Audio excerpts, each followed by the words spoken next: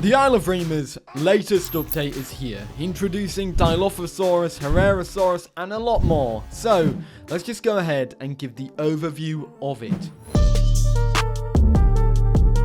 The new update saw the introduction of two new dinosaurs, Herrerasaurus and Dilophosaurus, one being the classic tree climber, the other introducing a brand new terrifying venom and hallucination mechanic, and we're starting off with that one, Dilophosaurus. I do recommend this guide, by the way. This is by Doki, and it is absolutely beautiful. It's really quick, really short. It goes over Dilophosaurus, the hallucinations, the skins, the animations, everything, and I recommend you give it a watch, because here it's only going to be brief. With an array of color options and a beautiful model for the Dilophosaurus, this is an absolutely gorgeous addition to the game. But this comes alongside its new mechanic, which is venom and hallucination. So, a quick thing about venom and hallucination: when you are playing as a Dilophosaurus and you bite someone and you're injecting your venom into them, biting and envenomating your opponents, when they are fully envenomated and you use the sniff ability,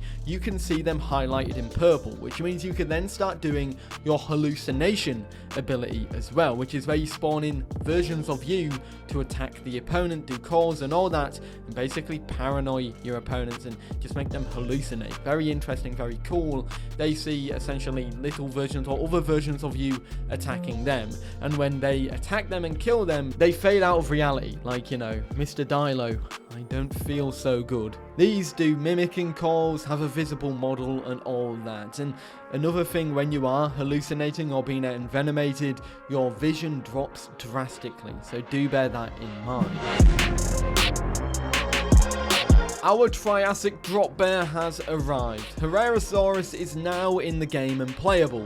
This new edition incorporates a small carnivorous dinosaur that has a very unique ability, and that is the ability to climb trees and hop from branch to branch. A dinosaur with a plethora of colour options once again on its skins, and they all look absolutely beautiful.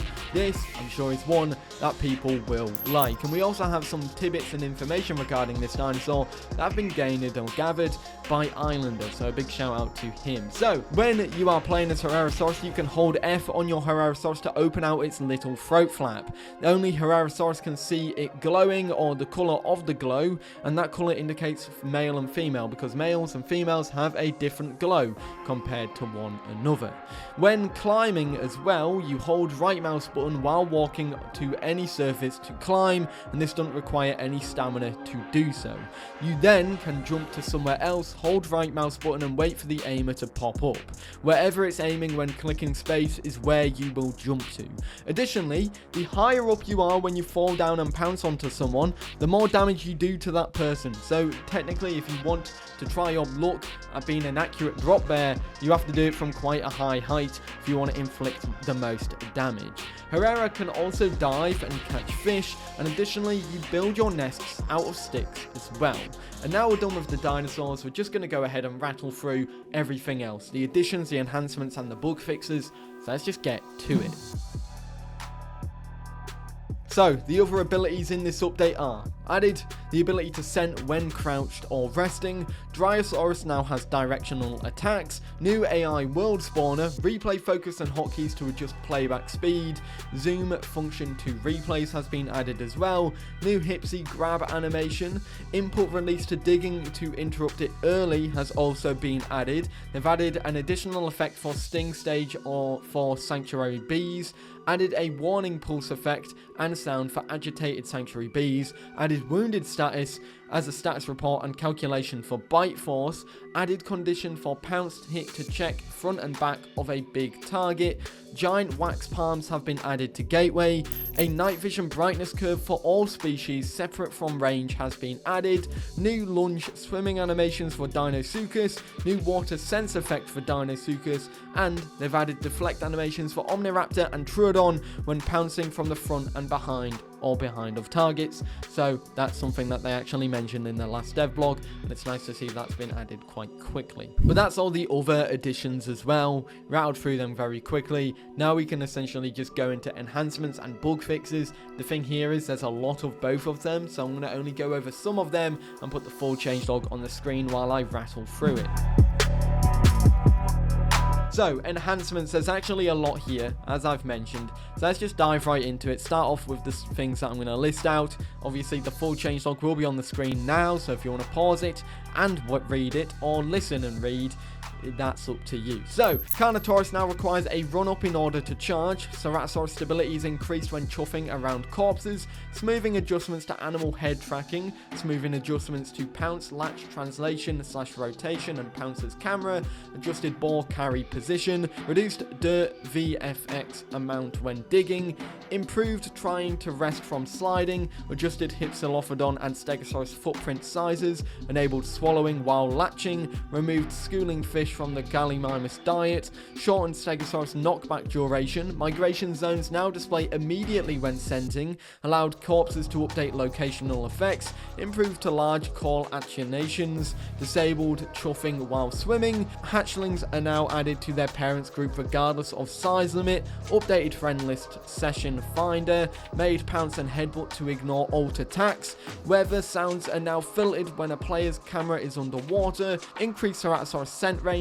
Adjusted Ceratosaurus animation swallow curves, and adjusted Gallimimus, Hypsilophodon, Bapialsaurus, Bryosaurus, Pachycephalosaurus, and Troodon knockdown times. Restored minimum sprint duration / distance before sliding can activate. Ceratosaurus charged bites now force the player out of crouching, and added a stability multiplier to Tyrannosaurus when attacking behind itself. There's obviously a lot more, so feel free to pause it and have a look and let me know, out of these enhancements, which one are you most happy with here. There's some different ones. I'm curious about the Gallimimus and all that knockdown times, if they've been increased or decreased.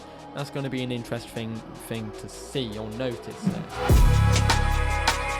Is it really a update overview video if I don't try and rattle through changelogs of bugs? As much as I don't like it, as much as everybody who probably would do the same thing doesn't like it, I know damn well there's probably someone who's just trying to read out every single bug fix. I'm not doing that. I'm just going to go over some of them and obviously put the full changelog, because there is a lot. And I'm pretty sure this isn't even all of the bugs that have been fixed. They've done a big job with all of these bugs. I have to scroll like 4 times to be able to actually see this full changelog. So let's just go through and talk about some of the more interesting ones. Fixed mud not going away if wallowing after rain event fired. Fixed headbutt slide and animation failing to restart. Fixed Pteranodon animation blending when using vocals while flying. Fixed Ceratosaurus charged bite tap animation. Fixed wallow added mud even if raining. Bryosaurus and Carnotaurus charge indicator showing for hatchlings has been fixed. Fixed morphs for animals with subadult stage. Fixed wrong math on removing source food when removing a chunk.